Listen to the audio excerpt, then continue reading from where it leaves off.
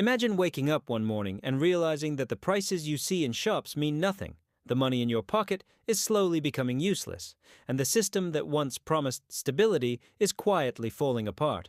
No tanks in the streets, no dramatic announcement on television, just empty shelves, long lines, and a silent fear spreading through everyday life. This is not a movie scene. This is exactly how the Soviet economy began to collapse, and it all traces back to one critical decision that leaders believed would protect the system, but instead destroyed it from the inside. For decades, the Soviet Union told its people that capitalism was chaotic and cruel, while their own system was planned, fair, and stable. Prices were fixed by the state. Bread cost the same year after year. Rent was cheap. Fuel was almost free. On the surface, this looked like economic security. But beneath that calm surface, pressure was building, and the decision to keep strict state-controlled prices, no matter the cost, became the silent trigger that broke the entire economy. Before we go deeper, if you enjoy deep stories about hidden economic collapses and the decisions that shape history, make sure to like this video and subscribe to the channel. Silent Collapse focuses on the stories most people never hear, but that explain the world we live in today. In the Soviet system, prices were not signals. In a normal market, prices tell producers what to make more of and what to make less of. In the Soviet Union, prices were political decisions. A loaf of bread was cheap, not because it was easy to produce, but because the government wanted it that way. Steel, oil, food, housing, everything had an official price set by planners sitting in offices far away from factories and farms. At first, this worked reasonably well. After World War II, the Soviet Union grew fast. Heavy industry expanded, cities were rebuilt, and people saw real improvements in their lives. Leaders took this success as proof that central planning was superior. So, when problems started to appear, they didn't question the system, they doubled down on it.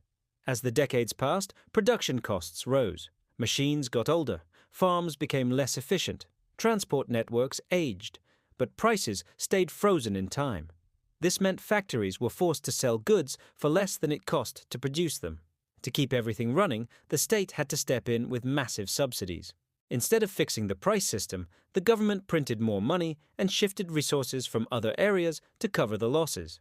This is where the quiet damage began. Because prices didn't change, producers had no reason to improve quality or efficiency. Whether a factory made good shoes or terrible ones, it got paid the same. Whether food arrived fresh or spoiled, the price was fixed. Over time, the system rewarded quantity over quality. Factories focused on hitting production targets, not meeting real human needs. You've probably seen photos of empty Soviet stores. What many people don't realize is that shortages weren't caused by a lack of resources. The Soviet Union had land, oil, gas, minerals, and millions of workers. The shortages happened because fixed prices destroyed incentives. When meat was sold too cheaply, demand exploded. People bought more than they needed because it was always scarce.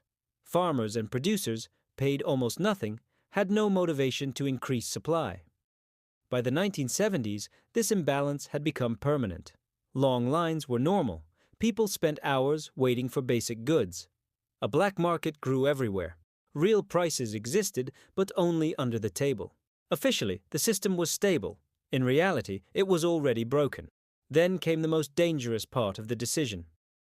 Soviet leaders knew the price system was failing. Economists warned them again and again. But instead of reforming prices gradually, they feared that raising prices would anger the public and expose how fragile the system really was.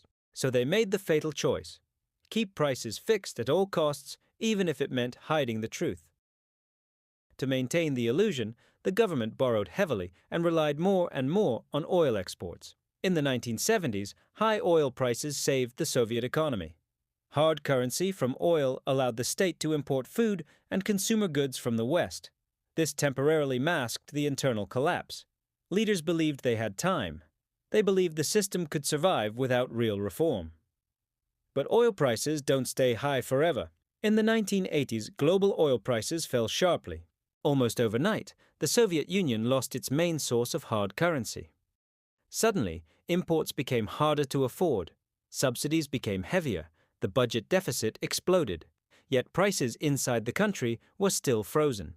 The state was now paying enormous sums to keep goods cheap while earning less and less money. This is where the single decision turned into a point of no return. Instead of reforming prices early and slowly, leaders waited too long. When Mikhail Gorbachev came to power, he inherited an economy already bleeding internally. He introduced perestroika, trying to reform production without freeing prices. This made things worse. Factories were told to be more independent, but prices were still controlled. This meant costs rose, but selling prices did not. Losses exploded across the system.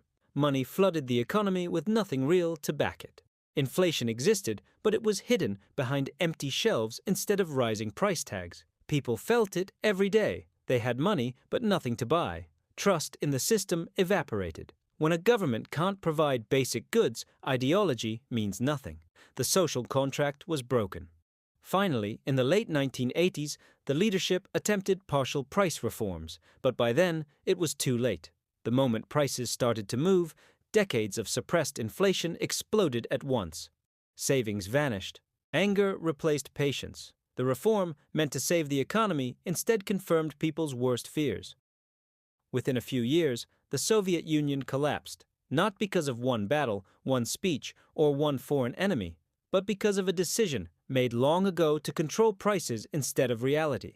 A decision to hide economic truth instead of confronting it early. The collapse was silent, slow, and unstoppable. This is why the Soviet story matters today. Economic systems don't usually collapse loudly. They decay quietly while leaders protect short-term stability at the cost of long-term survival. The Soviet Union didn't fall when prices were raised. It fell when prices were frozen for too long. That's the lesson silent collapse keeps returning to. Systems don't die from one shock. They die from decisions made to avoid discomfort, to delay pain, and to protect appearances. If this story made you think, share it with someone who believes economic collapse always comes without warning. And leave a comment below with your thoughts. Was the Soviet economy doomed the moment prices stopped reflecting reality, or could it have been saved with earlier reform? Your comments and shares help this channel grow, and they keep these hidden stories alive. Even after the collapse, the echoes of that single decision are visible everywhere. People who lived through the late 1980s and early 1990s remember the sudden chaos. Long lines in stores that now had empty shelves, factories that produced goods nobody wanted, and a general sense that the system was completely out of control. Families that had trusted the state for decades suddenly faced the harsh reality that money no longer guaranteed access to food, clothes, or even basic necessities. This created a generational shock that still influences Russia and former Soviet countries today. Many economists argue that if prices had been adjusted gradually, allowing markets to function while protecting the most vulnerable, the collapse could have been less catastrophic. But the leadership feared unrest more than inefficiency.